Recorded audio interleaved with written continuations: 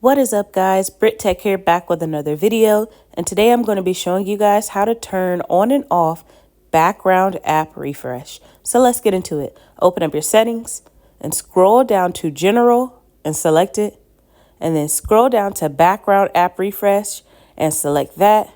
Okay, so this actually allows apps to refresh their content when on Wi-Fi or cellular in the background. Turning off apps may help preserve battery life. And so you can see I have this on, but let's select that.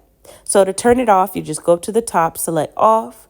If you want to use this with Wi-Fi, you select that, and then you have the option for Wi-Fi and cellular data.